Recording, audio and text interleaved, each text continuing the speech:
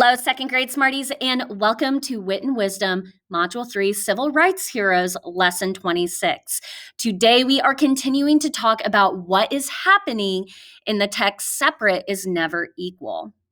So yesterday, we learned about quotations in Spanish, speaking in Spanish and then translating it to English. So I am going to read a quote in Spanish and then change it to English. And then we're going to talk about it. No queremos problemas. We don't want any problems. In this page in the text, Sylvia's father is trying to get people to sign the petition to desegregate schools. But a lot of families were not signing the petition. They didn't want problems. Let's look at this. Let's look at this section of the text. No queremos problemas. We don't want any problems. Many of the parents worked on farms owned by white families and feared they would lose their jobs if they supported the petition. I want you to think about this situation, this event in the text. I want you to think about how these families are feeling. What do you think these families are feeling about this petition, maybe losing their jobs? What kind of feelings do you think these families are having when they don't sign these petitions? What do you think they're feeling, Smarties? Tell me in the puzzle. They were fearful. They were afraid. They were scared. Do you think these families wanted schools desegregated? Yes. But they might have lose their jobs because they worked for those families of the children that go to white schools. So Smarties, as we are thinking about civil rights and integration and segregation, people of color had to fight and do very challenging, scary things to get equal rights. So as we are reading these texts, I want you to start thinking, how can you respond to injustices that you see today? All right, Smarties. So yesterday we read the first two sections of the text. We talked about the setting. It took place in California in 1944.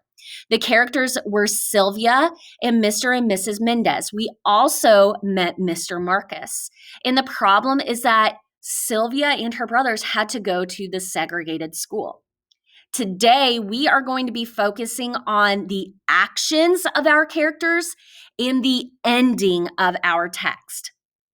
So as I am reading, I want you to start thinking about what are the actions of Mr. Marcus, of Sylvia, and her parents. The trial was held at a courthouse in Los Angeles. Sylvia and her family dressed in their best clothes and sat in the courtroom to listen. The hearing lasted 5 days. Each day, Mr. Marcus called to the stand parents from the different districts in Orange County, and the superintendents from each district too. On the first day, Mr. Kent, the superintendent of the Garden Grove district, was questioned. He said that he sent children to the Mexican school to help them improve their English. That is a lie, thought Sylvia. Her English was as good as the English of any other children at the Westminster School. Do you give the children any tests? Asked Mr. Marcus. Mr. Kent claimed he did. We do so by talking to them. That is another lie, Sylvia wanted to yell. No one had questioned her. They rejected her from the Westminster School without asking her a thing. For what other reasons do you send children to the Mexican school? Asked Mr. Marcus. Sylvia and her family braced themselves to hear what Mr. Kent would say next. For their social behavior, they need to learn cleanliness of mind, manner, and dress. They are not learning that at home. They have problems with lice, impetigo, and tuberculosis. They have generally dirty hands, face, neck, and ears. The Mendez family and others in the room stared at Mr. Kent in disbelief. What he was saying was not true. It was degrading. How many of the 292 children at the Mexican school are inferior to whites in personal hygiene? Asked Mr. Marcus. At least 75%. And in their scholastic ability?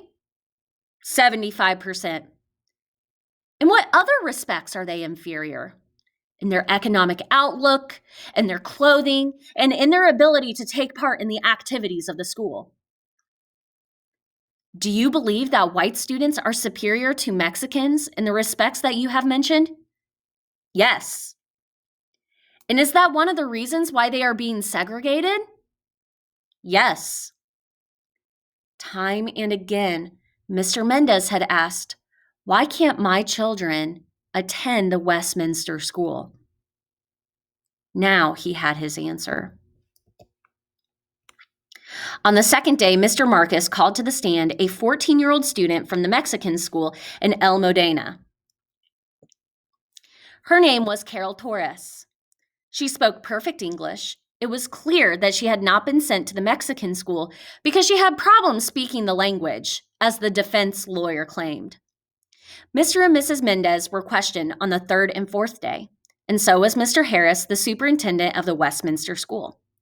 Sylvia was not called to the stand, but she was ready to testify if they asked her to.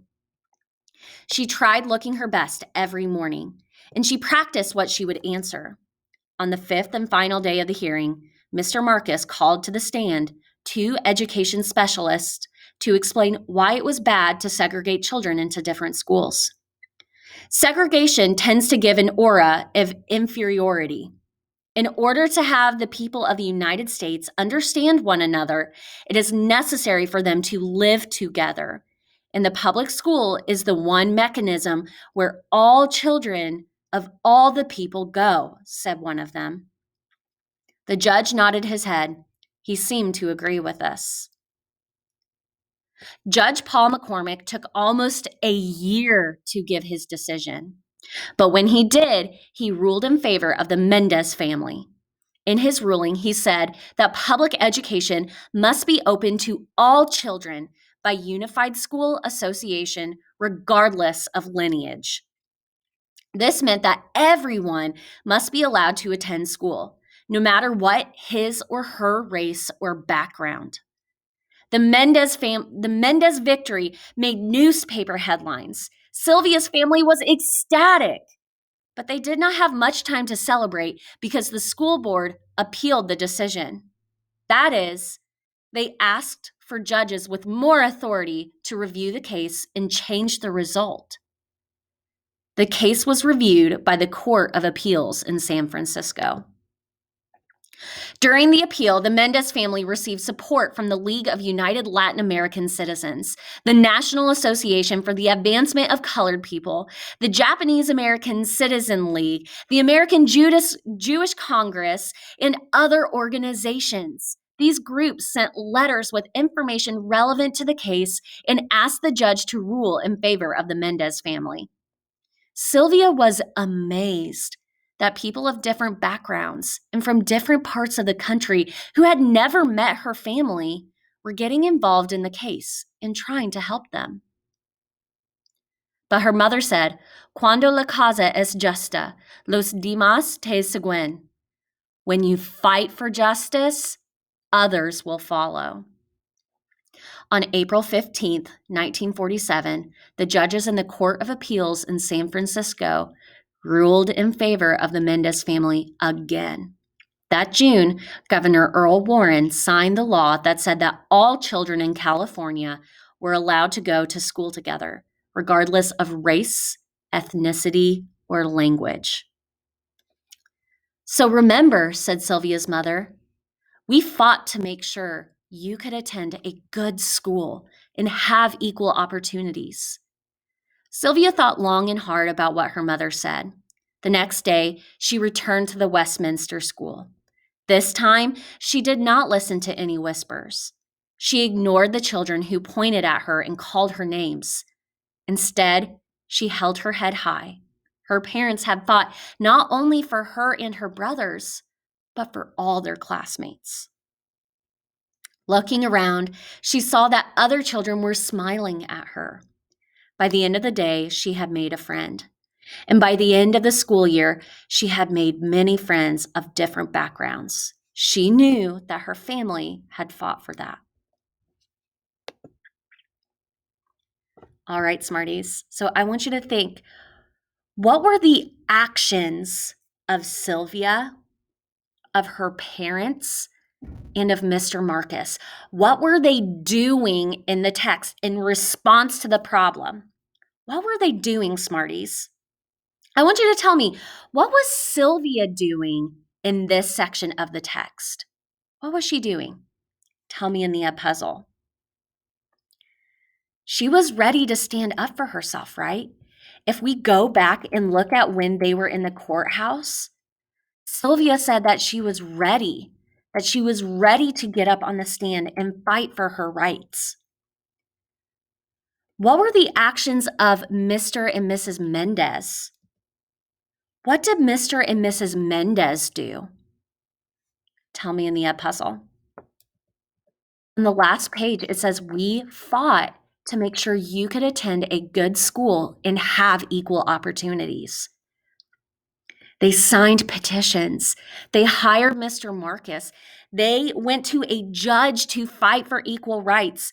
People were sending letters to support the Mendez family so that children of all races, of all heritages, could go to public school together. And Smarties, I want you to tell me, how did the story end? What happens on the last page of the text? Tell me in the puzzle. On the last page of the text, Sylvia goes back to Westminster School. She holds her head up high and plays with people of different colors on the playground. So now we have our full scape chart. This story, Separate is Never Equal, takes place in California in 1944. The characters in the story are Sylvia and Mr. and Mrs. Mendez. The problem is that Sylvia and her brothers had to go to a Mexican school, not the school they were supposed to. Mr. Mendez asked questions about why they had to go to the Mexican school. He collected information and got a lawyer, and they go to court to fight the injustice. In the end, they win the lawsuit, and Sylvia and her brothers can go to the school that they want to go to. So Smarties, that is an example of retelling this text about the very important parts, that setting, the characters, the problem, the actions of the characters, and the ending. What was the injustice that the Mendez family was facing? What was the injustice that Sylvia, her brothers, and her family was facing, Smarties? What was the problem? Tell me in the puzzle. They were forced to go to a segregated school. Did they only speak Spanish? No. They were judged by what they looked like and what people thought about them, not on the content of their character, right? They weren't judged based on what they could do and what they knew how to do. They were judged by what they looked like. So, Smarties, this is so important to think about how people responded to injustice, what they did to come together and solve these problems, right? These were really big problems, and there's still injustices that happen today. But when you respond appropriately and with bravery, amazing things can happen. All right, Smarties. So as we are thinking about this text, as we are thinking about our writing, what we are going to be doing for this writing, I want you to think about the steps that the Mendez family took to win that lawsuit, right? it took years. It took years for them to win this lawsuit that so their kids could go to a desegregated school.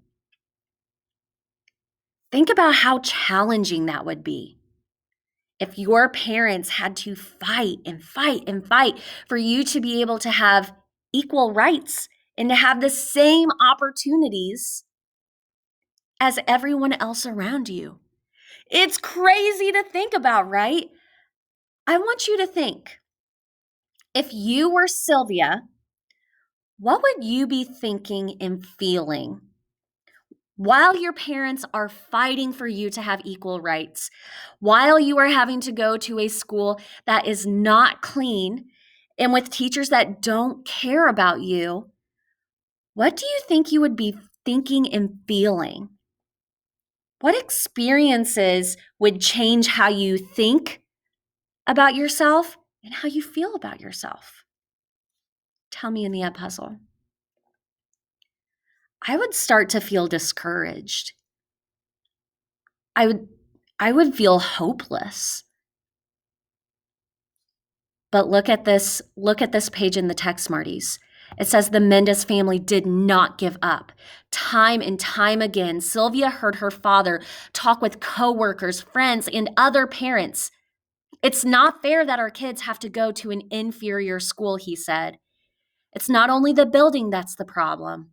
The teachers at the school don't care about our children's education. They expect them to drop out by the 8th grade. How will our children succeed and become doctors, lawyers, or teachers? Mr. Mendez created a group called the Parents Association of Mexican American Children. He tried to collect signatures for a petition to integrate schools so that all children, regardless of their skin color or background, could have the same opportunities. But every time he asked someone to sign the petition, he would get the same answer. No queremos problemas. We don't want any problems.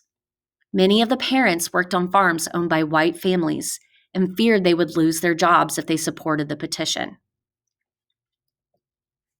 One day, a truck driver overheard Mr. Mendez trying to convince a worker to sign his petition. You know, said the truck driver, you could file a lawsuit. The truck driver told Mr. Mendez about a lawyer named David Marcus, who had filed a lawsuit on behalf of people in San Bernardino and had helped them integrate the public pools there.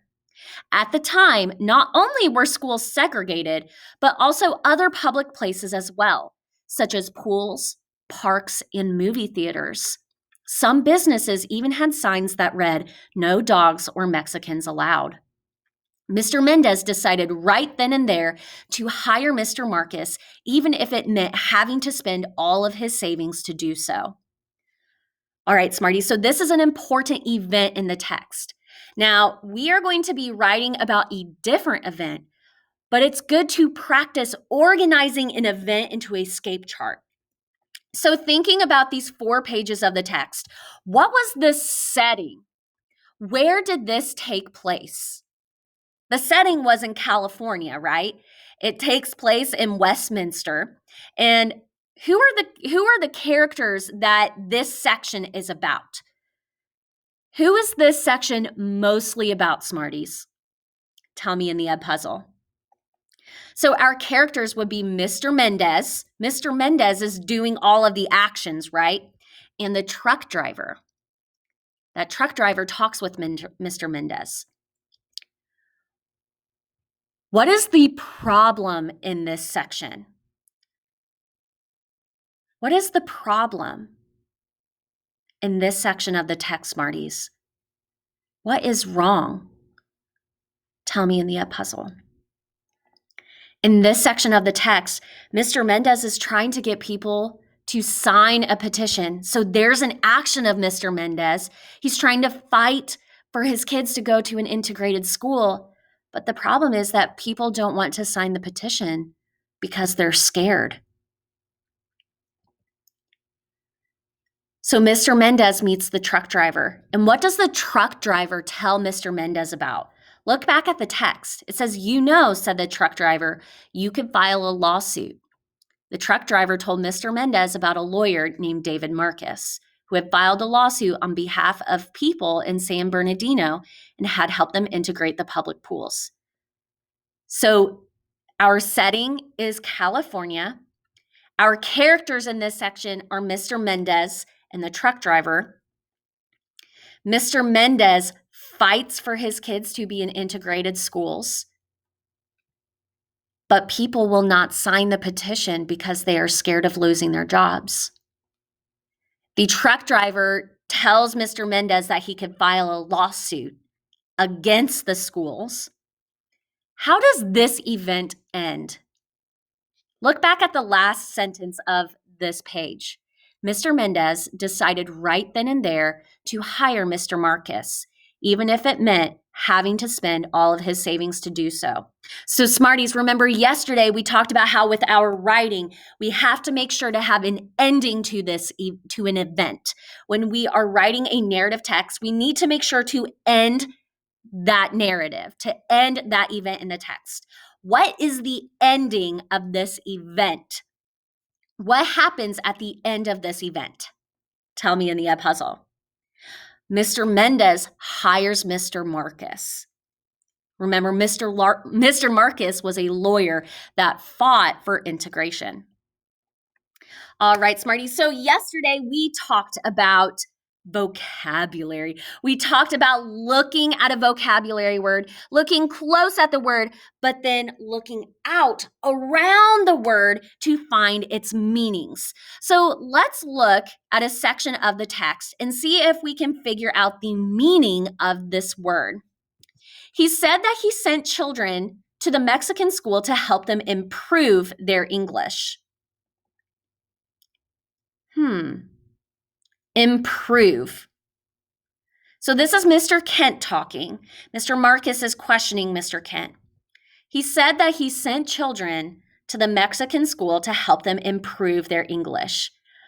I want to know what the word improve means.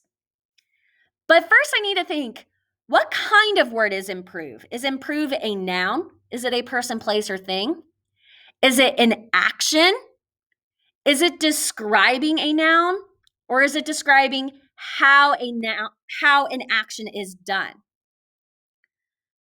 He said that he sent the children to the Mexican school to help them improve their English.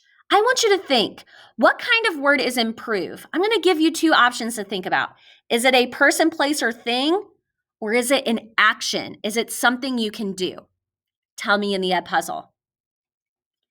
It's an action word, right? Let's look around the word improve. He sent children to the Mexican school to help them improve their English. Ooh, let's go back a couple words before improve. To help. If you are helping someone, are you trying to make something better, or are you trying to make something worse, or do nothing at all? If you help someone, what are you trying to do, Smarties? You're trying to help something be better. Ooh, okay. So what do you think the word improve means? We see that word help. There's that clue word help. What does improve mean then? Tell me in the puzzle, what do you think the word improve means? To make better. But we need to make sure that makes sense in the sentence. So we're going to take away the word improve and say make better. He said that he sent children to the Mexican school to help them make their English better. Does that make sense? Yes. So improve. If I try to improve on something, that means I'm trying to make it better. So Smarties, we had to look at the words around improve to figure out its meaning. Let's look at another word. It says they rejected her from the Westminster School without asking her a thing. They rejected her. Rejected is the word that we are looking at. They rejected her from the Westminster School without asking her a thing. The word rejected, is that a noun? Is it a verb? Is it an adjective describing a noun? Or is it an adverb describing how a verb is done? Rejected. Think about it. What kind of word is that? What part of speech is that word? Is it a person, place, or thing? Is it an action? Or is it a describing word? Tell me in the ed puzzle. It's an action word. They rejected her without asking her a thing.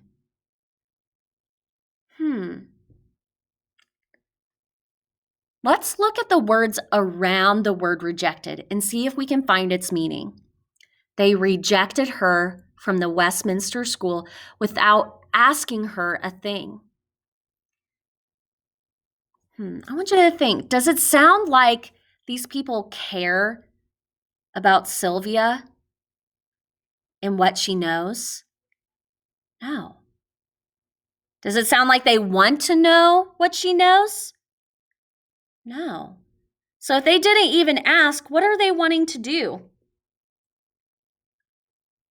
They're wanting to send her away. So what does the word reject mean? If they rejected her, what does that mean, Smarties? Tell me in the ed puzzle. What does the word rejected mean using the clues around the word? It means to refuse or accept. So it means to send away, to refuse to accept, approve, or believe in. They rejected her. They did not believe in her. They refused to believe in her. Remember, Smarties, why did they refuse to believe in her? What were they judging? What she looked like. They didn't try to understand her. They didn't try to see if she was smart, if she could do challenging things. They just sent her away. They didn't believe in her. All right, and our last vocabulary word we're going to look at. One day, a truck driver overheard Mr. Mendez trying to convince a worker to sign his petition. Ooh, okay.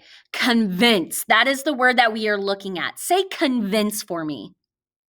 Now, we're going to use a different strategy to figure out the meaning of the word. I want you to look at Mr. Mendez. He is trying to convince a worker to sign a petition. If you are convincing someone to do something, that is an action. It's something you are doing. Ooh, convince. Look at the illustration, Smarties. The text says the Mendez family did not give up. Time and time again, Sylvia heard her father talk with coworkers, friends, and other parents. So if you are trying to convince someone to do something, I want you to think. Are you just saying, hey, sign this? No. What do you think convince means? Look at what Mr. Mendez is doing. What do you think the word convince means in this sentence? Tell me in the ed puzzle. Convince means to try to get someone to believe in you, right? If you are trying to convince someone to do something, that means you are doing everything you can to get that person to believe in you or to do something. So Smarties, remember, we can look at the words around a vocabulary word as well as illustrations to help us find the meaning of unknown words. All right, Smarties, that is it for lesson 26. Remember to keep that growth mindset. Good learners do hard things, and I will see you soon with another lesson. Happy learning, Smarties.